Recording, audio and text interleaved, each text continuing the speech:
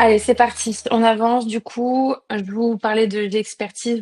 Déjà fait la petite introduction et je vous expliquais le rayonnement national de la société qui était composé donc de 200 collaborateurs. Vous avez quelques chiffres ici. Comme le webinaire sera repartagé, vous aurez l'ensemble des chiffres. Vous pourrez les consulter. Il y a un cycle de vie du bâtiment et encore en parler sur une phase en particulier aujourd'hui qui est la phase soit de construction, mais surtout de réhabilitation, de rénovation sur de l'existant. On verra, et Wally nous expliquera que la détection des réseaux est assez essentielle dans ce genre de situation. L'expertise a l'opportunité de pouvoir accompagner l'ensemble ses clients sur l'ensemble du cycle, et notamment on a ajouté la phase acquisition-cession, puisque qui dit arbitrage dit mesurage, et donc ça passe notamment par les métiers de géomètres et diagnostiqueurs dont je vous parlerai juste ensuite. Je le disais tout à l'heure, 200 collaborateurs sur toute la France et en Tunisie, avec des profils très pluridisciplinaires et répartis donc sur 3 départements bien distincts. Le premier département le département pour lequel j'expertise est davantage connu, évidemment notre cœur de métier, celui de géomètre expert, topographe. Nous avons également un pôle diagnostic qui réalise l'ensemble des diagnostics immobiliers, amiante, plomb, électricité, le DPE, euh, le PEMD et tous les diagnostics essentiels et obligatoires aujourd'hui pour être dans les règles. Et bien sûr, la détection des réseaux, je ne vous en dis pas plus puisqu'on en reparlera juste ensuite, c'est notre sujet principal du jour. On a un second département qui est le département bâtiment et VRD, donc l'ingénierie de la construction et du génie urbain. Là, on rentre, j'allais dire aussi, dans le dur du chantier, le dur de la construction, notamment avec une équipe de maîtres d'œuvre, d'économistes de la construction. Nous réalisons différents audits. Je vous en parlais un petit peu tout à l'heure, c'est assez corrélé avec les audits énergétiques, décrets tertiaires, mais aussi des audits due diligence techniques ou pathologiques pour vraiment aller analyser l'enveloppe et les équipements d'un bâtiment. Et derrière, une spécialité du coup sur le génie urbain et la VRD. D'ailleurs, Walid travaille très souvent de pair avec Ludovic Danis, qui est le directeur de ce département et qui a sa spécialité sur les voiries et réseaux divers. D'ailleurs, Walid, tu pourras peut-être en conclusion nous parler un petit peu de comment vous jonglez avec le département bâtiment et VRD Mhm. sur justement les voiries et réseaux divers. Ça reste très intéressant. Et pour terminer, le département BIM et SIG qui va regrouper tout un panel de services sur la data et la donnée de votre patrimoine, de vos actifs, qui est essentiel, puisqu'en tant que diagnostiqueur, géomètre, euh, responsable sur la détection des réseaux, on vous livre des plans, on vous livre des rapports, mais il faut faire vivre toutes ces données-là pour pouvoir optimiser, gérer au mieux votre patrimoine. Et donc, c'est au travers de différents services au sein de ce département qu'on vous accompagne en ce sens. Walid, je vais te laisser la main maintenant sur la thématique du jour. Peut-être je te laisse te présenter en quelques mots et on peut rentrer dans le vif du sujet. Très bien. Bon, bonjour à tous. Mehdi Walid, je suis un responsable détection et géoréférencement des réseaux enterrés au sein d'Expertise depuis maintenant 5 ans.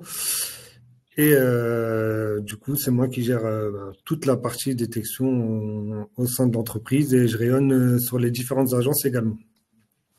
Donc, on va commencer directement. On va dérouler ensemble les raisons qui rendent la détection des réseaux obligatoire, les méthodes utilisées et les responsabilités des différents acteurs. Donc, on va commencer directement par les chiffres. Donc, faut savoir que le territoire français, il est composé de 4 kilomètres de réseau. Il y a un tiers qui est aérien et 2 tiers qui sont enterrés ou subaquatiques. Donc, ça représente 2 725 000 kilomètres. Il y a 40% de ces réseaux qui sont sensibles pour la sécurité. Donc, tout ce qui est sensible pour la sécurité de l'homme, l'électricité, le gaz, les matières dangereuses, les réseaux ferroviaires et les réseaux de chaleur. Et 60% non sensibles pour la sécurité. Donc, on peut retrouver la télécommunication, l'eau et l'assainissement. Tu peux passer à la slide suivante. Sachant que Walid, je pense qu'on verra après l'importance de ce qu'on considère comme sensible et non sensible en termes Oui, de réseau. bien sûr. Donc, En 2008, en France, on peut recenser environ 5 à 10 millions de chantiers par an. Et sur tous ces chantiers, il y a environ 100 000 dommages par an qui affectent les réseaux lors des travaux. Et du coup, ça correspond à 400 dégâts par jour sur les réseaux.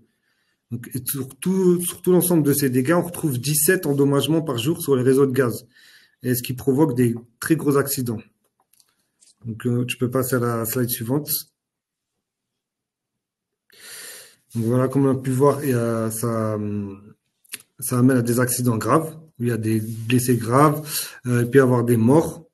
Il y a des coûts supplémentaires dus aux arrêts des chantiers, au coût des réparations, et il y a des sanctions juridiques très graves. Tu peux Quelques passer à la exemples suite. peut-être, Ouais. Walid, Ça, justement. c'est des exemples, voilà, des accidents phares, hein, ce qui a amené à la réforme actuelle, hein, sur l'obligation, hein, sur la réforme anti-endommagement des réseaux. Donc, il y a eu, en moins de 6 mois, il y a eu 6 accidents mortels, hein, 4 accidents mortels, pardon. Le premier, c'était le 30 octobre 2007 à Bondy, où là, il y a eu un endommagement pendant les travaux publics, il y a eu l'endommagement d'une canalisation de gaz sur le domaine public, ce qui a provoqué des explosions. Et donc, il y a eu un mort et il y a eu 50 blessés, dont des blessés graves.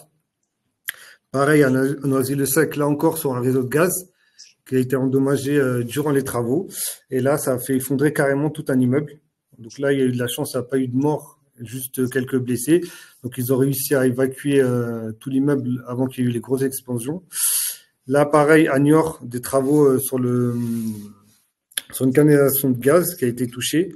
Et du coup, ça a fait exploser tout un pavillon. Le pavillon s'est effondré. Là encore, il y a eu de la chance, il n'y a pas eu de mort. Et à Lyon, pour finir, le 28 février 2008, il y a eu un accident. Il y avait des travaux sur une canalisation d'eau. Pendant ces travaux, il y a une canalisation de gaz qui a été touchée. Du coup, ça a provoqué des explosions et malheureusement, il y a eu un mort et des blessés. Bon, en Je tout sais cas, pas si- ce sont des exemples qui amènent à un point principal, c'est vraiment la sécurité des parties prenantes qui sont sur ces chantiers pour éviter ce genre de situation. Et du coup, j'imagine que sur la prochaine slide, ça va être la solution et les réformes qui ont Mm. été mises en place pour éviter ce genre de situation. Ouais. Donc, il y avait une réforme. Devait obligatoirement mettre en place un cadre législatif très strict pour pouvoir responsabiliser les différents acteurs, hein, à chaque niveau. Donc, d'abord, les exploitants de réseau. Ils ont une obligation d'enregistrer leur réseau sur un guichet unique. On va revenir dessus. Et fournir des réponses aux déclarations de travaux plus précises. Les responsables de projet, ils ont des obligations également. Ils doivent réaliser des déclarations de travaux en phase projet avant de lancer leurs travaux. Avoir un personnel compétent avec l'AIPR. Réaliser des investigations complémentaires lorsque des réseaux traversent leur zone de travaux et qui ne sont pas localisés dans la classe de précision réglementaire. Ça aussi, on va revenir en détail dessus. Et fournir des appels d'offres avec beaucoup plus de détails. Et ça aussi, on va revenir dessus un peu plus loin. Et réaliser le marquage piquetage des réseaux avant les travaux. Les exécutants de travaux, eux aussi, ils ont des responsabilités. Ils doivent réaliser la déclaration d'intention de commencement des travaux avant de réaliser les travaux. Ils doivent avoir aussi un personnel compétent avec l'AIPR. Ils doivent utiliser des techniques adaptées pour les travaux, préconisées par l'exploitant des réseaux, et maintenir le marquage piquetage durant toute la durée du chantier. Merci Walid pour ces infos. Est-ce que tu peux juste nous rappeler ce que veut dire l'acronyme AIPR, s'il te plaît? AIPR, c'est l'attestation d'intervention à proximité des réseaux. Donc c'est une attestation qui permet de justifier la compétence du personnel, à savoir travailler à proximité des réseaux. Ok, super, merci. Ensuite, donc la réforme anti-endommagement des réseaux a été mise en place. Là, on retrouve pour commencer le cadre juridique de la réglementation.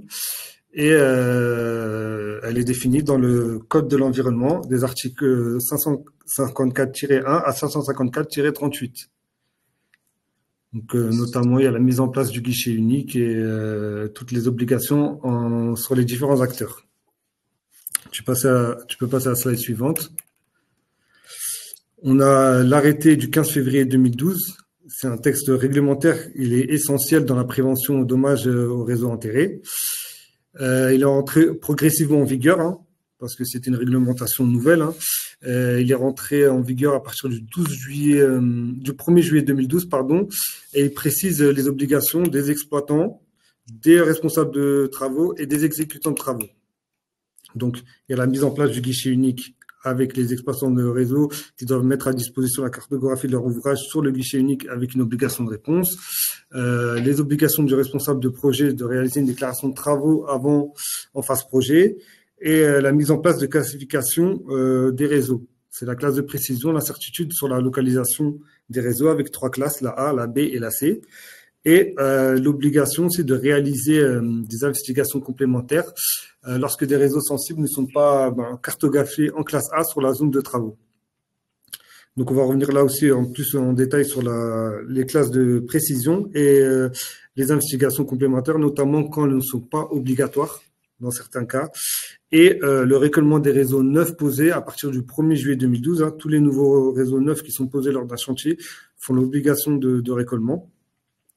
Et la norme NFS 70-003 qui définit qui définit les rôles, les compétences et les responsabilités des différentes parties prenantes.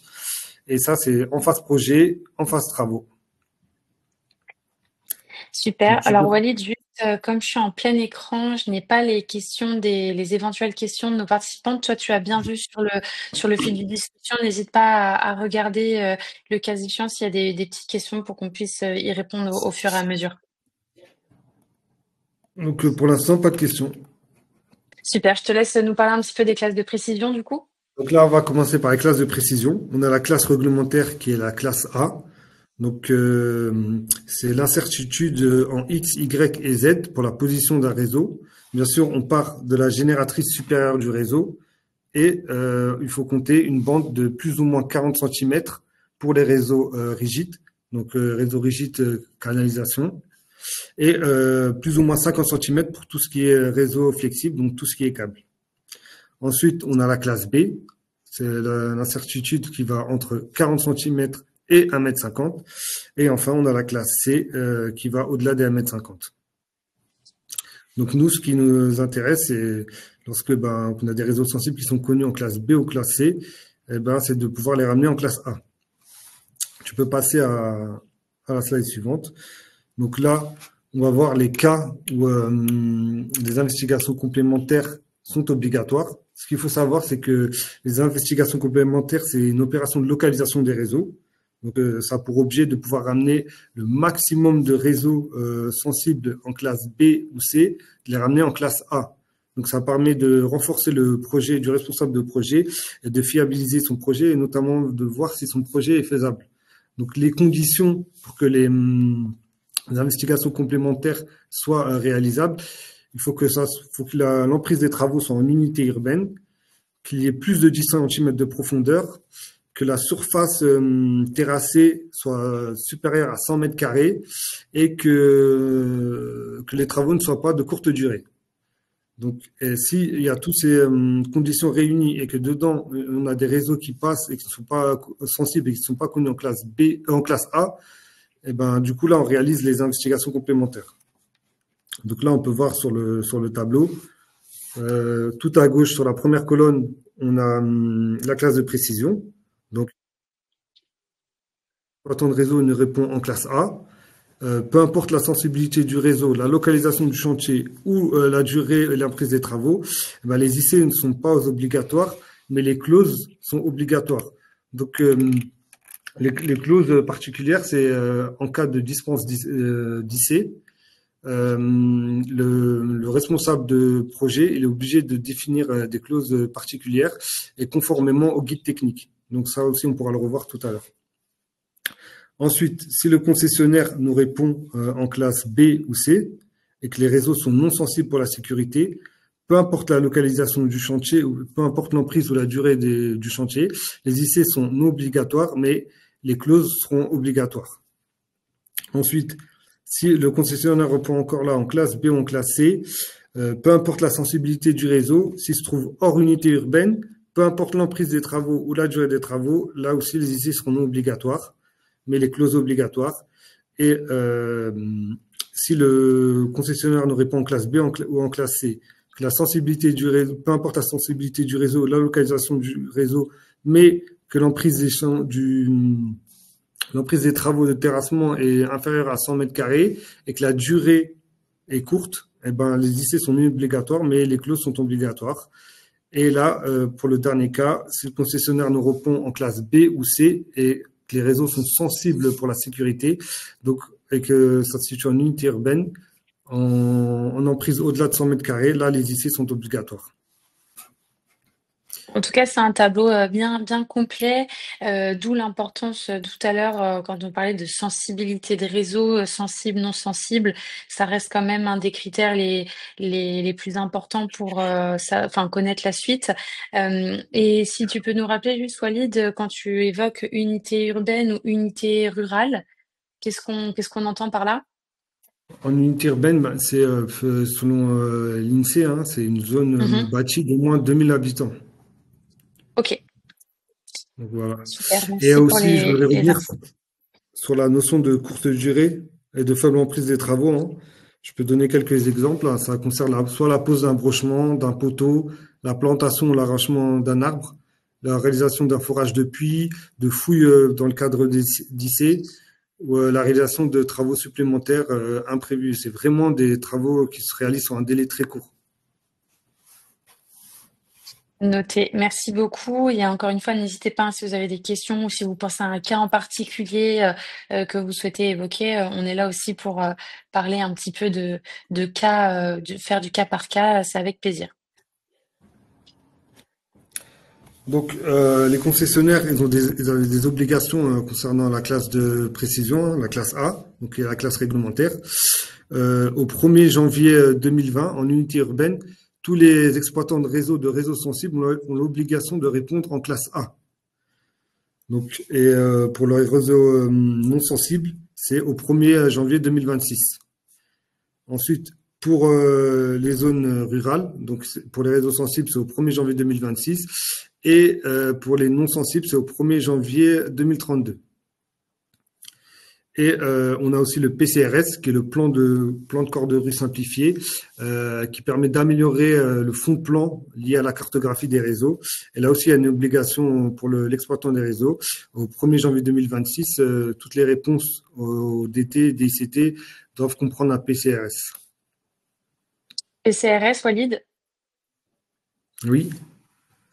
c'est Plan de corps de rue l'acronyme? simplifié. Tu m'as pas entendu, c'est plan de corps de rue simplifié. Ah, super, merci. Ok, là-dessus. Il y a eu un renforcement de la réforme anti-endommagement, hein, parce que vu que c'était une réglementation très récente, il fallait l'améliorer au cours du temps. Donc, à partir du 1er juillet 2014, il y a eu la dématérialisation des envois des DTD-ICT. Il y a eu l'arrêté du 27 décembre 2016 qui a mis à jour la norme qu'on a vue tout à l'heure, et notamment qui a mis en place trois guides. Trois guides. Il y a le guide technique. Il y a le guide technique, il y a la disposition générale et il y a les documents utiles et notamment toute la procédure pour le marquage piquetage. Ensuite, depuis le 1er janvier 2018, les investigations complémentaires et les recollements des réseaux neufs ou la modification de l'existence sont réalisés par des prestataires certifiés. Avant ça, ça pouvait être réalisé par l'entreprise de travaux. Et les AIPR sont obligatoires pour les intervenants en préparation et exécution des travaux à proximité des réseaux. Et donc, comme on a évoqué dans le tableau précédemment, le PCRS, l'obligation a été reportée au 1er janvier 2026. Tu peux Ok, passer à ça. donc maintenant, si on comprend notamment le point de janvier 2018, c'est dire qu'il faut faire appel à des prestataires certifiés. Ça ne peut plus être interne à une société de construction. Bon, j'ai expertise évidemment en tant qu'acteur, mais il y a tout un tas d'acteurs en France aujourd'hui qui sont certifiés et qui peuvent réaliser ces investigations. Mm.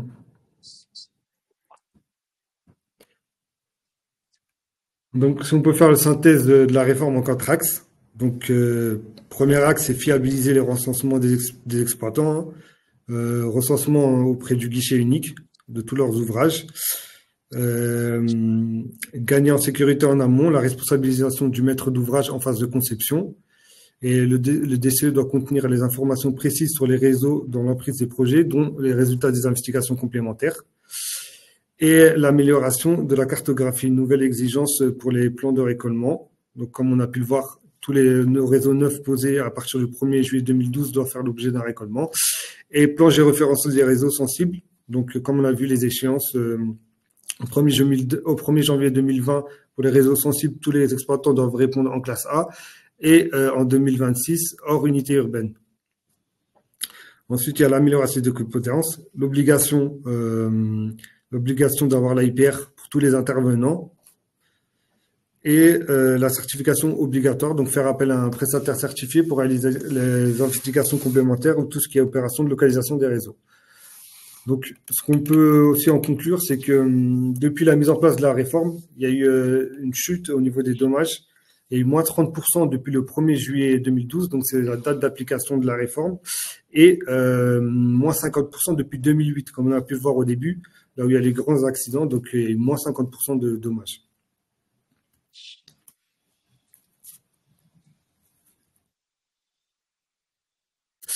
Donc maintenant, on va explorer un petit peu comment se déroule une mission de détection des réseaux, mais avant cela, on va analyser rapidement les étapes qui conduisent à la détection de réseau. Donc, en phase projet, on a le responsable de projet qui consulte, qui applique la réglementation et donc qui consulte le guichet unique. Il réalise une déclaration de travaux qu'il adresse à l'exploitant de réseau. Il fait l'analyse des plans reçus par l'exploitant de réseau. Si des réseaux sensibles sont localisés en classe B ou en classe C, ben, il doit faire réaliser des investigations complémentaires par un prestataire certifié. Et c'est là que nous intervenons. Donc nous, on réalise les investigations complémentaires. On ramène le maximum de réseaux sensibles ou non sensibles en classe B, C, on les ramène en classe A. On transmet les résultats des investigations au responsable de projet qui les inclut dans son DCE. Il lance son appel d'offres et il transmet également les réponses à l'exploitant de réseau qui met à jour sa base de données. Donc ensuite, on peut passer en phase travaux. Donc là aussi, l'exécutant des travaux, il respecte la réglementation et il consulte adresse une DICT, donc une déclaration d'intention de commencement des travaux. L'exploitant du réseau lui répond, lui transmet les plans et les préconisations à prendre avec les techniques à adapter selon les travaux qui sont prévus. Et là, avant de pouvoir commencer les travaux, le responsable de projet intervient de nouveau et nous fait intervenir pour réaliser le marquage piquetage des réseaux. Et une fois qu'on a réalisé le marquage de piquetage des réseaux, que le chantier est sécurisé pour tout ce qui est réseau enterré, là, l'exécutant de travaux peut démarrer les travaux. Mais à noter que toutes ces étapes, elles sont importantes, surtout les investigations complémentaires et le marquage piquetage des réseaux, parce que ça nous permet d'éviter des arrêts de travaux. Parce que si toutes ces étapes ne sont pas respectées, lors des travaux, si l'entreprise de travaux elle découvre des réseaux qui n'ont pas été ni indiqués dans les investigations, dans les plans des investigations complémentaires, ni dans les plans des concessionnaires, et ben ils peuvent réaliser un arrêt de travail et tous les coûts qui seront engendrés suite à cet arrêt, ben ça va se répercuter sur le responsable de projet. Merci Walid pour cette description du process pas à pas. On passe aux méthodes du coup de détection de réseau que tu utilises quotidiennement avec ton équipe. Oui, bah, c'est le matériel classique utilisé pour la détection de réseau. Donc on a le détecteur électromagnétique. Ensuite, on a le générateur qui émet les ondes électromagnétiques. On a le géoradar qu'on utilise pour scanner le sol et détecter les réseaux non conducteurs, hein. Le détecteur électromagnétique et le générateur, c'est plus utilisé pour tout ce qui est réseau conducteur. Ensuite, on a l'aiguille détectable, là aussi, c'est pour détecter les fours vides ou les canalisations d'assainissement. Et pour finir, on a la station totale avec la tablette d'acquisition qu'on utilise pour faire le relevé de notre marquage. Super, merci. Donc, pour le détecteur électromagnétique, il y a trois principaux modes de détection. Il y a le mode à détection directe, hein. On se connecte directement sur la canalisation. Donc on fait un circuit fermé, hein. D'un côté, on est branché sur le réseau et de l'autre côté à la terre. Et du coup, grâce à ce circuit fermé, on injecte un courant qui se propage sur le réseau. Et puis nous, on chemine le réseau à la surface. Ensuite, il y a la seconde méthode qui consiste à brancher une pince à champ autour du réseau. La pince, elle induit un signal, un courant électromagnétique sur toute la conduite. Et là, pareil, sur le même principe, on chemine le réseau en surface. Et on a le troisième mode qui est l'induction, où là, on n'utilise aucune pince ou aucun câble. On place directement le générateur à la verticale au-dessus de la canalisation du câble. Il émet un signal électromagnétique qui se propage sur tout le long du réseau et nous, on chemine le réseau à la surface. Il y a aussi un troisième mode. Tu peux revenir sur la slide précédente, s'il te plaît, là? On a un troisième mode qui s'utilise seulement avec le détecteur électromagnétique. C'est le mode passif. Et ça permet de détecter tous les réseaux qui émanent un champ magnétique. Donc, c'est tous les réseaux électriques et toutes les canalisations qui peuvent se charger en ondes radio. Donc voilà Ok, pour tous les donc modes de détection avec le détecteur électromagnétique. j'allais dire, les outils diffèrent souvent de par la nature, notamment des réseaux, en Ouais. fait. Ouais. Selon le réseau, on doit adapter les outils utilisés. Donc on a l'aiguille de détection, hein. C'est une aiguille détectable, elle est composée de joncs métalliques. Comme j'ai énoncé précédemment, on l'introduit souvent dans les fourreaux vides pour pouvoir les détecter et les canalisations d'assainissement. Ça nous aide beaucoup aussi pour les branchements privés, hein, pour les branchements d'assainissement et pouvoir détecter le branchement. Et enfin, on a le géoradar. Donc ça va concerner plus tout ce qui est réseau non conducteur, donc tous les réseaux en plastique, en PVC. On scanne le sol. Le radar, il émet des ondes électromagnétiques qui se propagent dans le sol. Ensuite, les échos qui sont réfléchis, ils sont captés et analysés pour repérer les canalisations enterrées. Donc, tu peux passer à la slide suivante pour qu'on puisse détailler un peu plus. Là, on a un opérateur qui scanne le sol avec le radar. Le radar, il émet des ondes qui sont réfléchies dès que les ondes rencontrent un objet. Ensuite, le radar collecte les informations et on peut les observer sur le radargramme qui est juste à droite. Donc, à chaque fois qu'on rencontre un objet, il y a une hyperbole qui se dessine, hein, suite à l'envoi et la réception des ondes. Et en faisant l'analyse des plans des concessionnaires et des éléments de surface, on arrive à déterminer la position des réseaux. Tu peux passer à la suivante, voilà. Ensuite, une fois qu'on a réalisé toute la détection des réseaux et qu'on a marqué tous les réseaux au sol, on utilise nos outils topographiques pour réaliser le relevé des réseaux détectés et le récollement des nouveaux réseaux construits ou la mise à jour de l'existant. Dis-moi, Walid, la machine qu'on a là sur la gauche, elle ressemble notamment à ce qui est utilisé par les géomètres. Ouais, c'est une station totale robotisée, donc c'est les appareils de mesure classiques pour pouvoir relever les marquages au sol. Top. Quelques exemples, du coup, après j'allais dire, d'études de cas, t'as cette slide, pardon, avant de parler de quelques missions. Oui, une fois qu'on a réalisé la partie terrain, on a la partie bureau. Donc on fait le report de tous les réseaux relevés sur le terrain, sur un fond de plan transmis plus souvent par le client. Si le client ne dispose pas de fond de plan, nous on peut réaliser aussi le plan topographique. Et du coup, ensuite on fait le report de ces réseaux sur ce fond de plan. Et ensuite on fait la transmission du plan géoréférencé auprès du client. Super. Donc là, on a un exemple d'investigation complémentaire en domaine public et privé. Donc, du coup, on avait notre client qui avait un projet de réaménagement du stade et de ses abords. Il nous a consulté pour voir la faisabilité de ce projet et notamment aussi parce qu'il avait des réseaux en classe B ou C, des réseaux sensibles qui traversaient son emprise de travaux. Du coup, on a réalisé des investigations complémentaires. Il y a une petite particularité, c'est qu'on a intervenu aussi en domaine privé. Il faut savoir que la réglementation, elle s'applique au domaine public et au domaine privé. Et vu que la réglementation est récente et date de 2012, souvent les sites en privé sur lesquels on intervient, c'est des sites qui ont été construits avant cette réglementation. Donc le récollement des réseaux ne se faisait pas forcément. Donc là, souvent on ne dispose pas de plan de réseau existants.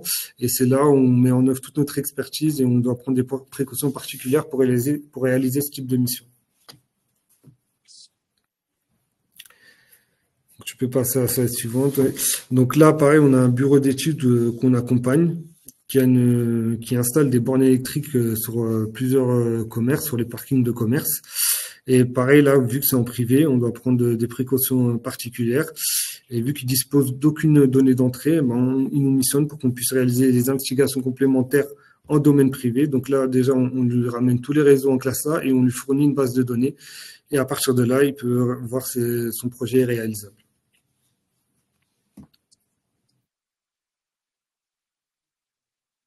On intervient aussi pour le récollement des réseaux neufs. Là, on a un client, une société de travaux qui a réalisé la pose d'un réseau neuf, un réseau électrique, hein, du concessionnaire Sirius. Et à la fin de la pose du réseau, ils nous ont missionné pour qu'on puisse relever le réseau et faire le géréférencement du réseau conformément à la réglementation.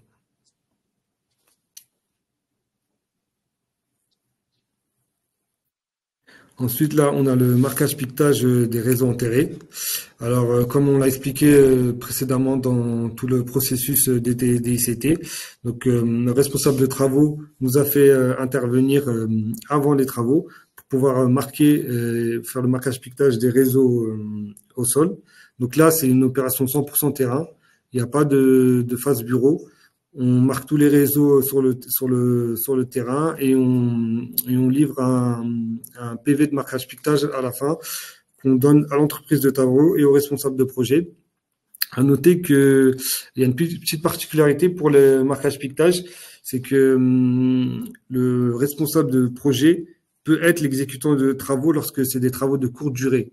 Donc, il fait directement, au lieu de faire une demande de DT classique comme il fait le responsable de projet, donc il fait une demande de DT, ensuite une demande de DICT, bah, l'exécutant de travaux, vu que c'est le responsable de travaux, l'exécutant des travaux, vu que c'est le responsable de projet, il réalise une DT DICT conjointe. Et du coup, l'exploitant des réseaux lui répond, lui donne ses préconisations et nous, on intervient directement et là, on fait la détection, la détection et le marquage piquetage des réseaux directement. Donc, s'il y a des réseaux sensibles en classe B ou C, on les ramène en classe A et ensuite on réalise le marquage piquetage directement. Merci pour cette précision, Walid. Est-ce que tu voulais ajouter d'autres éléments en particulier sur la thématique d'aujourd'hui avant de répondre aux potentielles questions s'il y en a dans le chat? Ben, comme tu l'as évoqué en début tout à l'heure, on travaille notamment avec notre partie VRD, où là ils doivent répondre à des problématiques par rapport à la norme incendie. Donc souvent il y a des clients qui les missionnent par rapport à cette non-conformité à la norme, où ils doivent avoir un certain niveau de rétention des eaux de voirie, un certain niveau de rétention sur leur bassin. Donc ça passe par des opérations de localisation, on référencie le réseau d'assainissement, on met à jour leur base de données et on fait la mise à jour du plan topographique et suite à ça, ben, notre pôle bâti VRD fait toute son expertise et réalise les cubatures puis transmet les plans clients. Super, merci pour ce récap. Et c'est vrai, aujourd'hui, on a cette volonté de vouloir mettre en avant la pluridisciplinarité, mais surtout la complémentarité des prestations chez Gexpertise. Et notamment les deux premiers départements immobilier, bâtiment et VRD travaillent souvent de pair dans le cadre de missions d'un client. On a la possibilité, voilà, d'avoir cette lecture 360. Ça marche pour la détection et les VRD. Ça marche aussi lorsqu'il y a des réalisations d'audit énergétique et il y a besoin de réalisation de diagnostic, de DPE, de DTG. Pareil, les équipes travaillent main dans la main. Donc, c'est pouvoir aussi accompagner nos clients avec nos clients, nos partenaires aussi, avec des expertises dédiées, mais qui est voilà cette continuité, ce fil conducteur dans un projet. Vous le savez vous-même, les projets aujourd'hui, nos projets immobiliers sont plus longs, notamment par des facteurs, que ce soit des facteurs financiers, des facteurs auprès des collectivités ou autres. Et donc, si on peut réduire ces temps-là ou en tout cas les optimiser par des pluridisciplinarités de compétences au sein d'une même société, c'est toujours plus confortable. En tout cas, merci Walid pour ce webinaire et nous avoir éclairé sur ton métier, sur les prestations que tu proposes au quotidien à nos clients avec tes équipes. Je me permets d'arrêter le partage. Là, vous avez du coup nos contacts si vous avez des questions, si vous avez des projets, que ce soit évidemment sur la partie détection des réseaux ou les notions périphériques qu'a pu aborder Walid. Nous serons ravis de vous accompagner sur ces notions-là. Et si pas d'autres questions en tout cas, encore merci pour votre participation. Le webinaire, comme je le disais en introduction, sera disponible dans vos boîtes mail, mais aussi sur notre site internet et notre chaîne YouTube. Donc vous pourrez aussi le partager avec vos collaborateurs s'ils ont des sujets de détection des réseaux, bien connaître la réglementation et de ce qui et de la responsabilité de chacun. Hein. Walid le présenter en introduction et tout au long du webinaire. Il n'y a pas qu'une partie prenante qui est responsable dans ces sujets-là. Donc bien sensibiliser, bien avertir aussi. Et encore une fois, que ce soit pour la cause humaine, entre guillemets, faire attention aux différentes équipes des parties prenantes, mais aussi pouvoir optimiser les coûts, y faire attention parce que c'est un facteur où on a encore le regard depuis toujours, j'ai envie de dire, mais encore plus sur cette tendance de marché actuelle qui est assez capricieuse, et évidemment pour être dans les règles et respecter la réglementation. Donc voilà, encore une fois, merci à toi Walid, merci pour ton partage d'informations, et puis au plaisir de vous revoir et de vous servir sur vos prochaines missions, mesdames, messieurs. Et il ne me reste plus qu'à vous souhaiter une bonne journée, un bon appétit pour ceux qui vont déjeuner, et encore merci et à très bientôt. À bientôt. Merci Walid, Merci à merci à toi. vous.